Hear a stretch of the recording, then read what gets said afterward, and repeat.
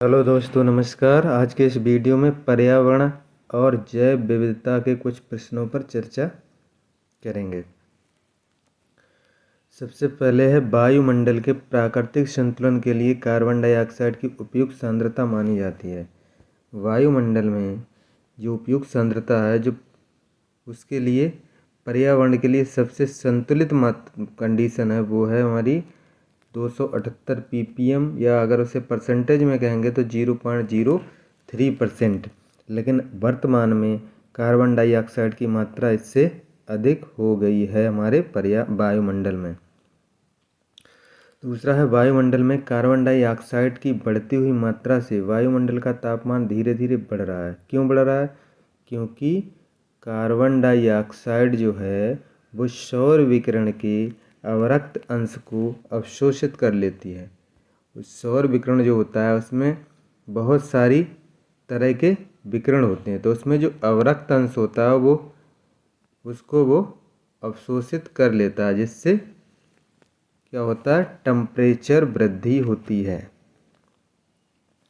प्राकृतिक रूप से पाई जाने वाली ग्रीन हाउस गैस जो सर्वाधिक हरित प्रभाव उत्पन्न करती है।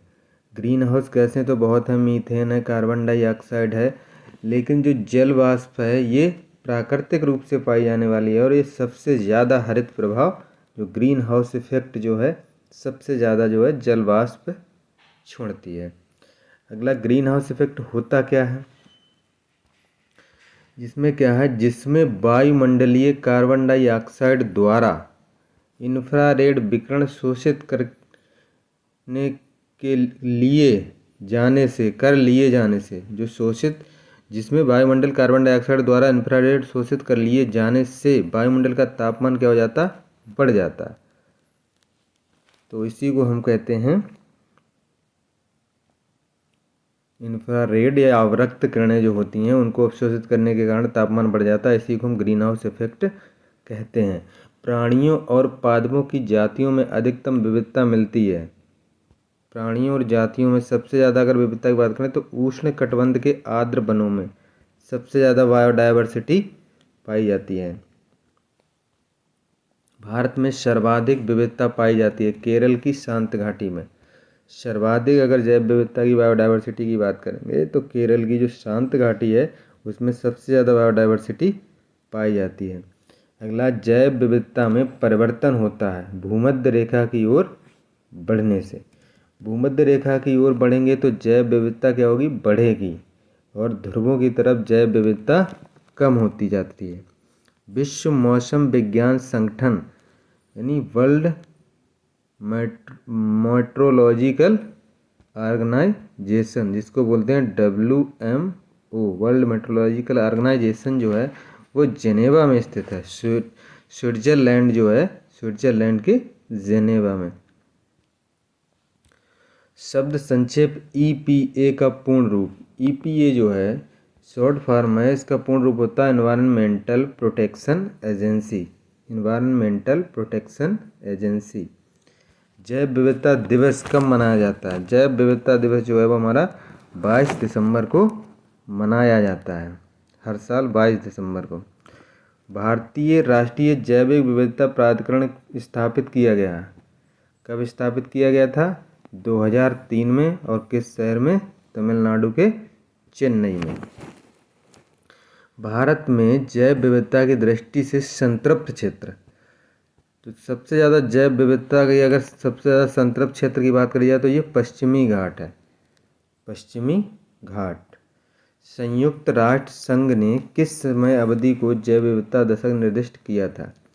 तो जो 2011 से 2020 का जो दशक था उसको संयुक्त राष्ट्र संघ ने क्या जैव विविधता दशक या बायोडायवर्सिटी डिकेड निर्दिष्ट किया था।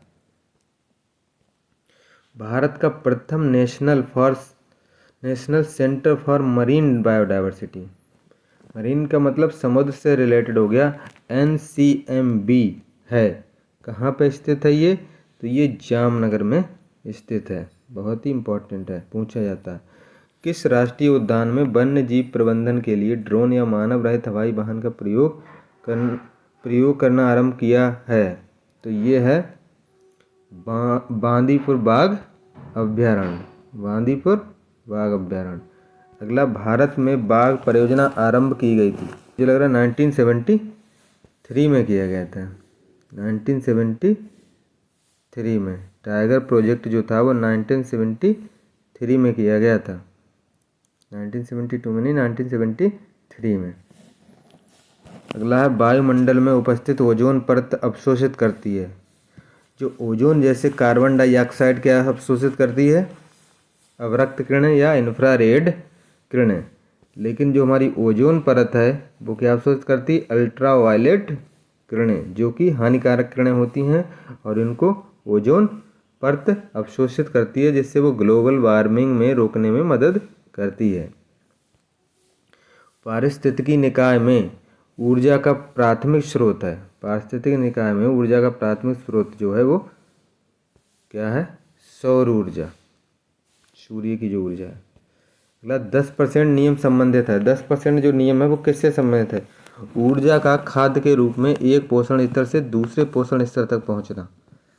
10% एनर्जी ट्रांसफर होता है एक पोषण स्तर से दूसरे पोषण स्तर पर, तो इसी को हम 10% नियम संबंधित कहते हैं। जैसे एक पोषण स्तर से जब दूसरे पोषण स्तर में ऊर्जा मतलब पोषण स्तर ट्रांसफर होता है तो उसमें 10% एनर्जी होती है वो ट्रांसफर होती है, इसी को 10% का नियम कहते हैं।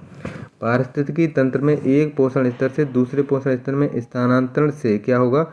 ऊर्जा की मात्रा घटती जाती है, ऊर्जा की मात्रा घटती जाती है। धुआं आवश्यक रूप से वायुमंडल में किन गैसों की उपस्थिति के कारण होता है? धुआं किस गैसों की उपस्थिति के कारण होता है? तो नाइट्रोजन और सल्फर के ऑक्साइड जब तक नहीं होंगे तब तक धुआं नहीं बनेगा। इन दोनों की गैसों की उपस्थिति अनिवार्य है। किस क्षेत्र में दुर्लभ उपलब्धि के लिए वैश्विक 500 पुरस्कार दिया जाता है? वैश्विक 500 पुरस्कार तो ये दिया था पर्यावरण संरक्षण क्षेत्र में, वैश्विक 500 पुरस्कार बहुत पूछा जाता है।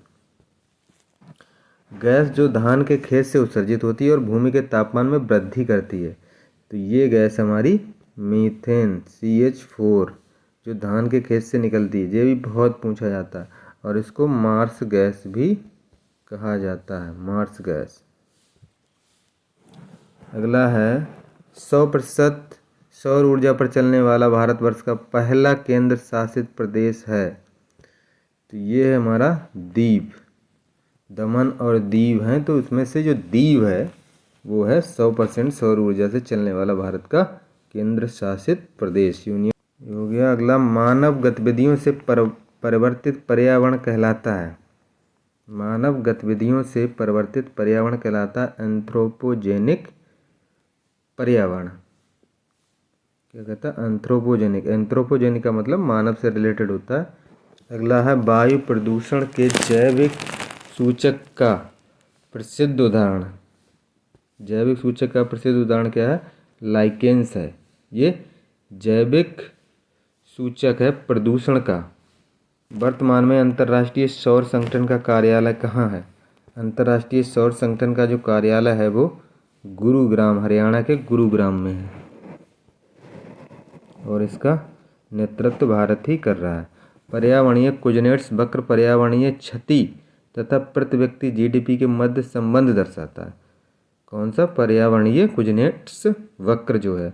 इस पर्यावरणीय कुजनेट्स वक्र का आकार कैसा होता है? तो इसका आकार जो होता है उल्टा U के आकार का होता है, जैसे ये इस तरह से होता है, उल्टा U आकार का।